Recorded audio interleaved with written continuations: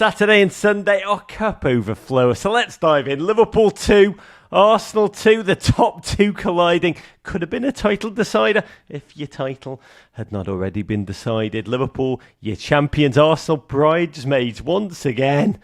Bridesmaids who are never, ever, ever able to catch that bouquet toss. Their agony, at levels known only to Bill Murray in Groundhog Day. This was Guard of Honour 2 Electric Boogaloo Roar. That's why we watch football. By the way, knowing Mikel Arteta, this moment would have absolutely been excruciating. But also knowing Mikel Arteta, you can imagine that he probably had his team training on Guard of Honours all week long. I've got to say, Miles Lewis-Skelly, try harder. He won the Rory Smith physically in Guard of Honour but mentally not clapping award of the week, Rob. It was a masterpiece from Lewis Jelly. Got to admire it. I mean, almost beyond Madueke levels of not clapping. Yeah, for one so young to fulfil that in what must have been his first pro Guard of Honour, it was really, it was exquisite impudence, just disregard for, yes, the team that had blindsided us, but no biggie.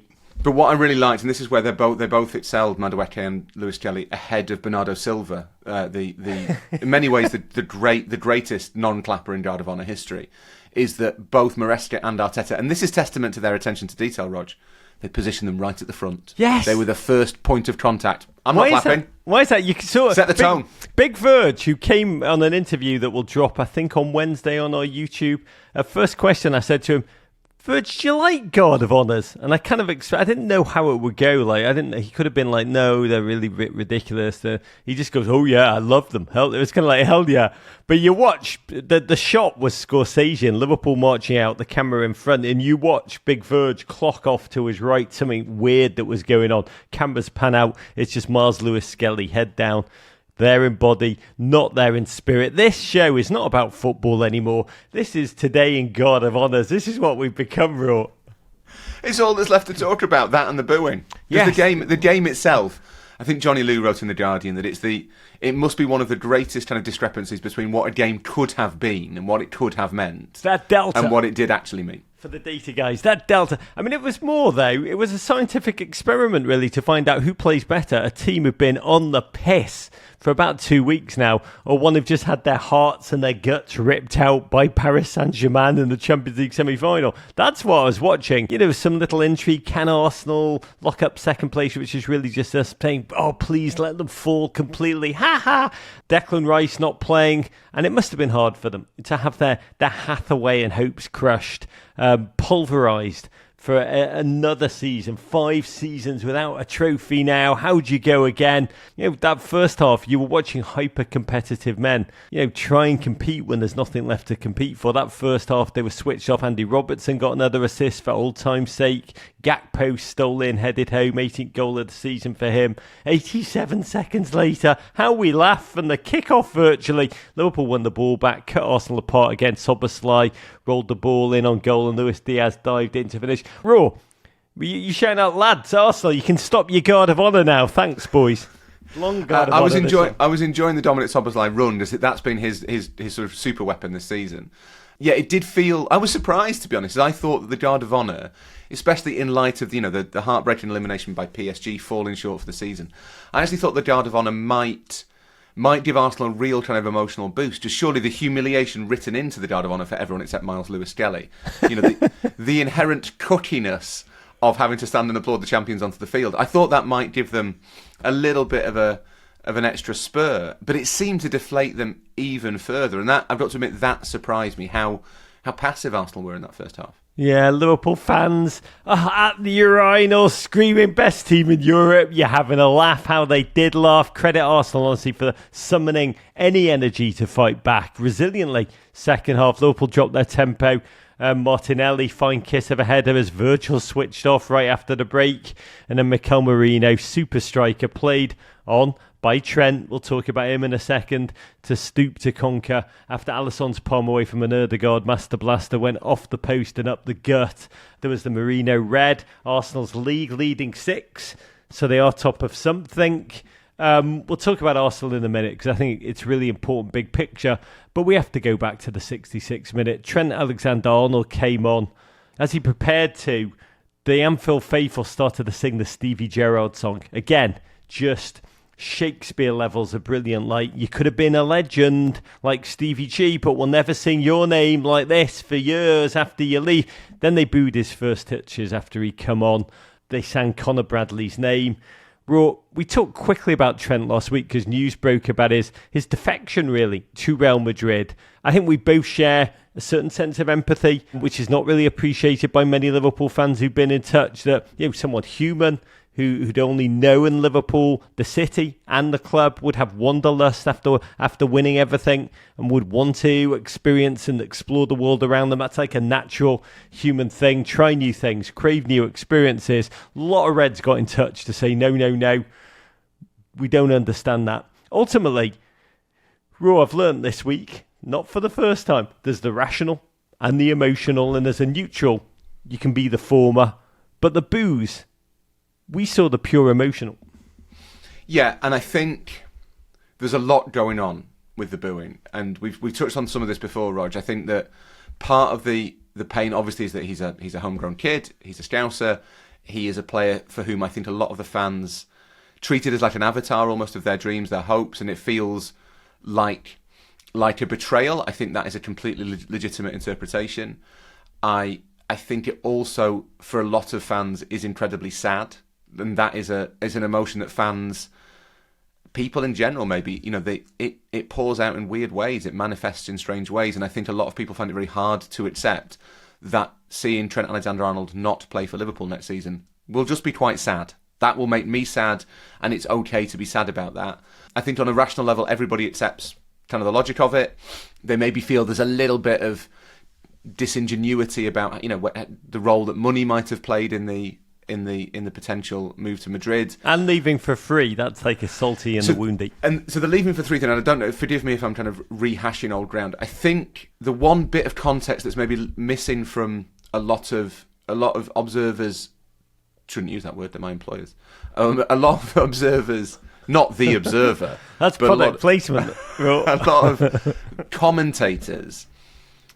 The bit that they're missing is that there is a strange context around Liverpool whereby, because of the way FSG run the club, which I think is really hard to argue with given everything they've achieved, because of the way FSG run the club, it feels as though Trent is betraying Liverpool twice. Once by leaving, and once by leaving on a free. Now, to me, that misses a fairly key point, which is that Liverpool, had they tried to sell Trent Alexander-Arnold, certainly last summer, and to be honest, probably the summer before, there would have been mutiny among the fans, but B, there was no market for him because most teams can't afford Trent Alexander-Arnold. Liverpool wouldn't sell him to another English club. PSG don't need a right back. They've got Achraf Hakimi, who's better than Trent Alexander-Arnold. There's no team in Italy that can afford his wages. I think Bayern Munich would struggle, if I'm completely honest. Maybe, but I think they'd struggle. Barcelona definitely would. And if Liverpool had tried to sell him to Real Madrid last summer, Real Madrid would have said, I think we'll just sit this one out, lads, and wait until his contract expires next year. We've got Dani Carvajal.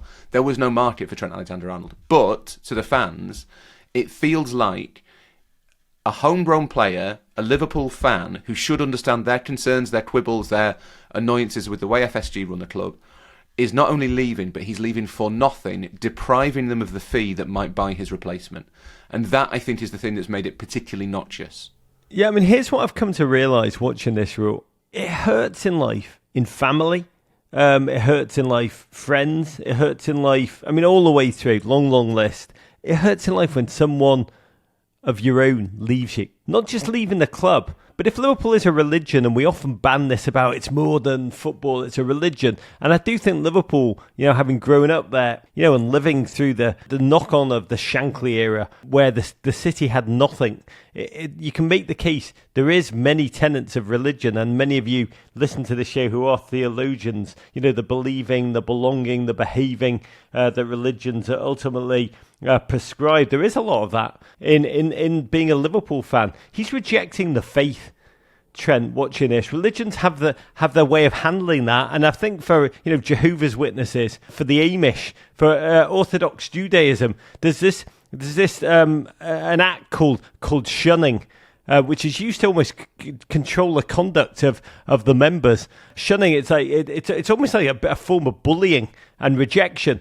That if the fellow member of the religion starts to wobble, you shun them. You have to protect the collective group. You can't allow individual acts or thinking. It's essentially a social death penalty, Raw. I mean, that's what we saw to some degree on Sunday, where the centrality of the faith, the absolute belief in the collective, the sense of total us or them, you have to protect it or else it will disintegrate. It's black and white. There can be no in between. And that's what it felt like we were watching play out on Sunday in a really profound and quite humanly agonising way. Yeah, and it's because he's doing something that to all the people who were booing him. And look, I've never booed a Liverpool player. It would never occur to me to boo a Liverpool player. I've seen plenty of players I'd like to have booed. Don't get me wrong. Trent Alexander-Arnold, not one of them. But I think that's not the type of fan. That's not what fandom is to me, to be perfectly honest. Andy Robertson struck a really clever tone in his interview after the game, where he said that you can't tell him how to feel, and he can't tell you how to feel, and everyone is entitled to their own reaction. And I think to an extent, that's probably true, and that is the truth of the matter. It's definitely more pronounced because there's nothing else for Liverpool to think about. If Liverpool were still if there was a Champions League final around the corner, Trent wouldn't have put that statement out, and no way would the cop be booing him. But now that it is the kind of central narrative thrust of the last few weeks of Liverpool's season, of Liverpool's story, I think there is genuine dismay over the fact that Trent has done the thing that, to that crowd, to the members of that religion, as you put it, Rog, is unthinkable. He's committed heresy. That's what he's done. He said, I can turn my back on this. Yeah, look at me. I am leaving you. And you cannot do that. If Liverpool is a religion, and again, Bill Shankly, the legend who descended from Scotland into this post-industrial city at its lowest moment, when the club was in the second tier, and knew how to say all the right things, knew how to lift the city, knew how to lift the fan base. Gave football of that period so many of its its axioms. That's where the religion starts. He essentially lifted up the tablets, wrote the tablets. He's like the Joseph Smith of Liverpool. That religion goes through Bob Paisley, all the way through Klopp and Slot. All of them giving quote upon quote, which almost have a quasi-religion. Every post-match word becomes part like the Scouse Talmud.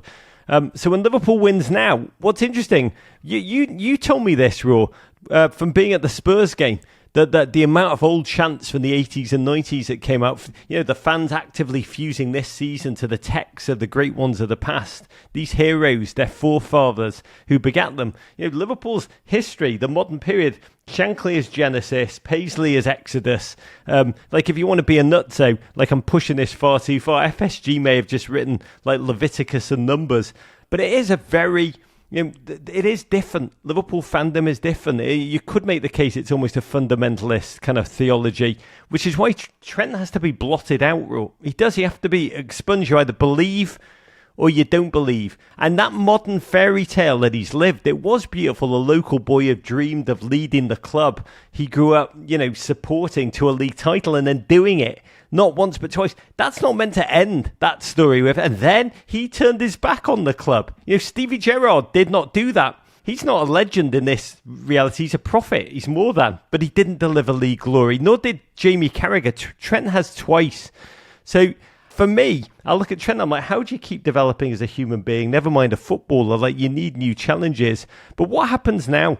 Do you just keep retelling his story? Does he get downgraded from a great to just a good? Do you start to, his story feels smaller and smaller with every telling? The murals, painted over or left to fade with time? The normal lad from Liverpool. Will he just one day just be Trent, a name that will conjure memories and a bit of a wound?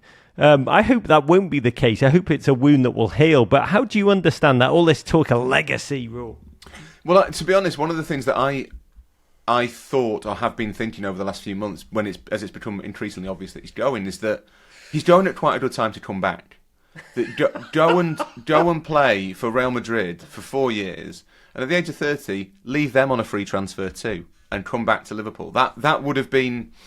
Absolutely, to me, that would have been fine, but I'm conscious that I can't tell other fans how to think. I can't tell other fans what their beliefs about their religion should be. I think, as I say, my main reaction to this now is it's really sad, because Trent Alexander-Arnold is a lovely guy. He's a really nice guy. He has been an incredible player for Liverpool. And he's grown so much as a human. Yeah. The first interviews we both did with him around the age of 17, he couldn't look at the camera, he could barely speak. So shy. Yes. Yeah. And really, like, I remember I spoke to him. I went to see him doing work for a charity called An Hour for Others, who get people to donate their time for an hour a week, providing a skill. It could be, a car mechanic or a plumber or whatever, donating their skill to help people in need. And Trent's mum, who's a really remarkable woman, she's involved with it. And Trent was doing it, it wasn't through the club. He wasn't doing it because he had to do it. He was doing it because he'd always done it. And we can't have this, Roy. We can't have him be a nice guy. We've got to stop. That's why. This is who you're booing. This is who you are booing. Stamp this out. We can't allow goodness to... He had this thing with one of his close mates at the academy where they said that they if one of them made it, they would try and give back immediately. And this was when he was 18, I think, when I spoke to him. He was working at one point. He had a sort of foundation type thing set up to help kids who'd been released by academies who hadn't made it. He was always really conscious of the fact that he was really lucky. He is a good guy. I think in the recent years, he's been out with... Then he was pictured with Iris Law, Jude Law's daughter, who's a supermodel of some sort. Not really that up with the supermodel world, Rog. I'm in my mid-40s. Unless they're dating Bill Belichick, I've no idea. Unless they're into, aging former Patriots coaches. Then they're fair game.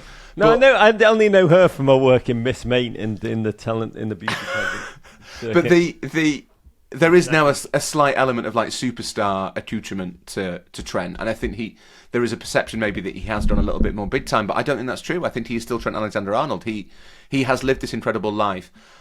I can understand that he wants to go to Madrid and that he wants to see a new horizon. And you know what? That he probably wants to be told... He probably wants to stop having to be told that he's crap at defending all the time. He wants to go and play with Jude Bellingham and wants to be in the semi-finals of the Champions League pretty much every year. He just wants to do something new. I get that. I get that it hurts. I think it's a shame that because of toxic masculinity, we can't all just say that we are sad and we find the whole thing sad. I get that you're right. He kind of has to be expunged from the religion because he's... To an extent, I suppose, maybe the fact that Trent Alexander-Arnold, the boy who lived the dream, is prepared to turn his back on the dream, poses an awkward question to all of us about how optional the dream is. I think that is really kind of pertinent. That it is a bit like, well, hang on, if you're doing this thing that is meant to be what we're all fantasizing about, what does that mean about the fantasy? Is it maybe not quite what we want it to be? There's two other aspects that I find fascinating. One is just how endlessly interesting Trent Alexander-Arnold is. I can't think, obviously take Messi and Ronaldo out of it, I can't think of a player who has been discussed more than Trent Alexander-Arnold in my lifetime. And the other thing, and this is maybe pertinent for the next 2 weeks, you've seen a little bit online today, certainly. Did Arne Slot maybe make a little bit of a misstep by bringing him on? Would it not have been better if Trent Alexander-Arnold's last memory in front of the Kop had been celebrating the title win? Did he really need to be exposed to that? That one is, there's so much in what you said. The other player that comes to mind for me in terms of discussed ad nauseum is Harry Kane. Honestly, for similar reasons. Deeply complicated, one of our own. Also an Englishman who was really good at football, which is something we're quite uncomfortable with. But I also love, if living the dream is not ultimately, that's why I love embracing the nightmare. Rather, live the nightmare. Young listeners, do not dare live the dream. Just embrace the bloody nightmare, would you? And then, Raw, final point on him. I love your idea that he's just sick. Because you wanted me to ask this when I last spoke to him. You wanted me to ask, what do you, are you sick of people telling you can't defend? Maybe at the end of the day, it's as simple as, man just wants to be told he can't defend in a different language. He wants to be told he can't defend in Spanish. Let a man live out all of his experiences. To Arsenal, though, God, the face on Arteta in that first half. In Liverpool, we call it bare-ass slap face. Just the shock, the astonishment, the embarrassment. What a strange agony. Grips all of the Hathaway mob at the moment. A fifth straight season without a major trophy. Trust the process, but what if that process just keeps delivering second place finishes? That agony in Paris. I want to go on record. People laugh at this too. I do admire Mikel Arteta so much. The wonder, the intensity, the weirdness. I love it all. The obsession, the details. The pickpockets, win the beautiful dog. The willingness above all to show emotion. Yeah, there's a slightly almost late period Wengerian, I think you can call it, habit of explaining defeats away in slightly delusional ways, which I think any of us who are in heightened states of emotion, we know from our own life, you can do it. I look at him and that internet phrase, which I'm not sure I'm particularly comfortable with, and I'm not sure I even fully understand it. It's like, bro was willing to risk it all. That's who he is. You know, he aspires publicly. He's admitted he wants to win. That is his crime. And he's failed multiple times. We talked about up top, we love failures more than anything. We must now all point and laugh. We're compelled to scream bottle job FC. To me, there's few sounds more grating than haters being right yet again. But Raw, it is hard to win. We've talked about that. The hardest steps in life are the first one and the last one. I think anyone that's tried to do something will know that. That is it. He's a brooding man. He came on our show after the second place and said that he looked in the mirror looked at himself hard in the mirror and asked himself after that second place, am I the man? Do I have what it takes to lift this squad? God knows what he'll say back to him this season. The squad's in its prime, 26.9, I think is the average age. Like, it's ready to go next season. As Zubimendi, as you know, the rumours about his verbal agreement, he's coming. Who's going to be the clinical striker? The Saliba replacement? Will there be a Martinelli upgrade? But at what point will the mirror scream back that Arsenal need a refreshed, re-energised new leader? Well, the thing about Arteta that I find surprising, I'm, like you, quite well disposed towards Mikel Arteta. I first met him more years ago than I'd care to admit. I think, did Everton make the cup final in 2009? Is that right? 2009, yes. Yeah. So it would have been in the build-up to that cup final. And I met him, and he was then an incredibly engaging, compelling, intelligent, emotive, kind of quite inspiring figure. He's again a lovely man, Mikel Arteta, and yet there is something about him that does appear to grate on people. I don't quite know what it is. I think a lot of the things that he tries have an undisputable and slightly unfortunate LinkedIn energy, which is not, LinkedIn energy. Not great. It does feel a bit like he's going to use something to tell you what it tells him about B2B sales. There is that whole vibe with Mikel Arteta, which is unfortunate. Congratulations, so happy for you. What a great leader. He's at a risky moment. I wrote about this at the weekend and got a lot of pushback from Arsenal fans, which is legitimate. And, it's all in the the cut and thrust of public debate. What would Riyad Mahrez say about that? Part of the game, isn't it? It's part of the game, isn't it? It's part of the game. It is very much part of the game, Roger, and we welcome it. But no, I think the progress Arsenal have made under Arteta is undeniable. It is equally undeniable that there are 2 or 3 quite glaring holes in that squad. He has an interesting challenge ahead in that the most obvious upgrade is the number 9. He needs a striker. He needs someone who can score lots of goals. I did wonder at Anfield on Sunday whether that person might be Gabriel Martinelli. But that's maybe something we can put to one side. The problem for Arteta is that he made a big point early in his reign of shipping the egos out. He didn't want Mesut Ozil there. He didn't want Pierre-Emerick Aubameyang. He didn't want players who could challenge his authority. The strikers who are likely to be available, or the majority of them, are ego-driven players. Great number 9s always are, to be perfectly honest. Victor Osimhen, I think, is probably not a particularly easy character to manage. I think Victor Osimhen probably feels that quite a lot of things should be arranged in his favour. And I'm not saying that in any way as a criticism. That is what Osimhen, who's got this incredible goal-scoring record, feels he needs to get the best out of his ability. That's fine. Arteta has to work out how much control he's comfortable ceding to a number 9. That's the big issue. If he can't get it right, I think he does have a bit of a problem, because there has been an energy around Arsenal this year, a slightly weird, slightly restless, and at times a little bit wild energy. There has been just a touch of desperation, that sense that their time is now, that it's all been built into this. Manchester City have collapsed, it's our moment. Oh no, it's not our moment, Liverpool are 15 points clear. That energy is fine now. The club stays with him, the fans stay with him.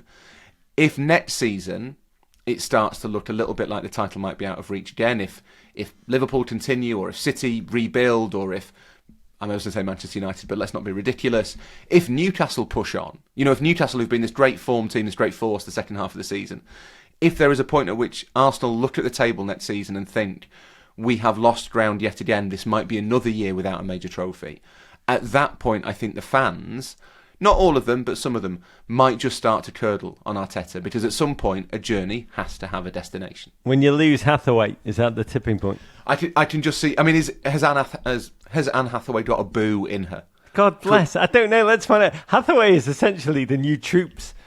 When you've lost Hathaway, that's the moment. I look at Mikel as I did Pep Guardiola in his quest for the Champions League trophy, like Captain Ahab in Moby Dick. That last quote of his towards the eye roll. I mean, this is what we talked about for Pep as he reached for the Champions Europe, that all-destroying but unconquering wail to the last. I grapple with thee, from hell's heart I stab at thee, for hate's sake I spit my last breath at thee. Godspeed to all of you Arsenal fans.